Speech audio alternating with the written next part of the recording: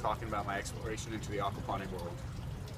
It all started last year when I was in the middle of my milk class, and I wanted to exceed expectations. So my physics teacher, Miss Wilson, told me to apply what I love, which is fish, to physics.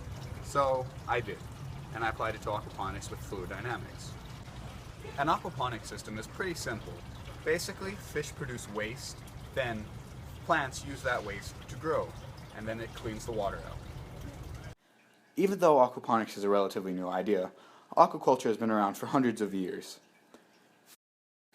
Ancient Chinese used to use aquaculture because you could feed a lot of people off a little amount of land.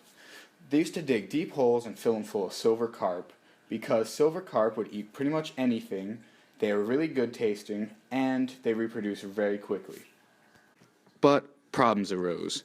Sometimes large populations would be released into local rivers and lakes, causing the ecological pyramid to completely be thrown off. Aquaculture has evolved a lot from those days. Now we have aquaponics, a very efficient way of growing food. Aquaponics has grown into a multi-million-dollar industry, with commercial aquaponic farms producing thousands of pounds of fish and thousands of pounds of vegetables. A lot of commercial growers grow lettuce, tomato, basil, and a lot of other leafy vegetables because they're easy to grow and they don't demand much water. Aquaponics has been growing very fast in this day and age because water is a very valuable resource, and aquaponics uses 10% of the water that traditional gardening does.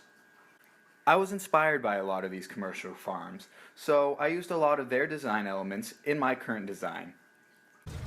This is my fish tank. It will be housing tilapia hybrids, which are blue tilapia and Nile tilapia mix. Dirty water runs from here, under an elaborate system of pipes, up into my sump. Inside my sump, I have a siphon, which is right here. That then pumps water into this counterweight. Once this counterweight fills up with water, it pulls down and releases water. These are the grow beds. I'm going to be putting tomato, basil, and cilantro in this to produce a nice variety of herbs and vegetables. Clean water then pumps from the grow beds back into the fish tank, and the fish are happy. Food production systems always have a bunch of flaws. Building and designing this myself, I encountered all of them. I had pumps break, I had water leaks, I had every problem you can face with an aquaponics system. One of the great ones I've had was my maintenance at my school did not want this here. So I fought really hard to get it, and I won. There may have been a little bit of foul play going on, but I can't accuse anyone of doing anything. The Phoenix aquaponic gardeners community is very tight-knit. I got to interview a very kind couple. Hello, I'm with Bob and Sherry, fellow aquaponics gardeners. First question I have to ask is, why did you pick aquaponics? At first we thought it would just be fun. I mean, honestly, we had seen somebody who was doing aquaponics, and we thought it was a great idea to mix the fish with the plants. Everything seemed to be so sustainable, and we like to take on unique projects. What problems are aquaponics solving? Aquaponics has a lot of benefits. I mean, first of all, it uses 10% of the water of traditional row farming. And with that, we are solving a lot of problems with water that we have here in the Southwest and the Western United States. What expenses do you have? Our expenses include food for the fish, the water, just tapping off the water, seeds, and that's pretty much it. Roughly how much a month? Come up to about $25 a month, maybe. What are some limiting aspects of aquaponics?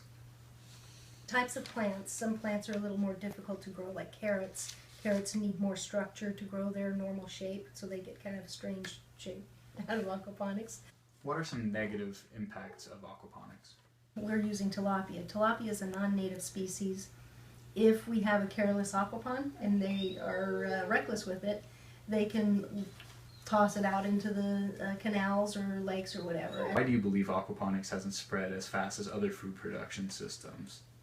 A lot of farming is, I won't say back, but it receives a lot of input from chemical companies, Dow's and the big companies. Yeah. And chemical companies aren't as likely to invest or be interested in organic environments. There's no chemicals involved. Finally, what are some social impacts of aquaponics? There's a lot of people that are looking to get natural, organic, real food.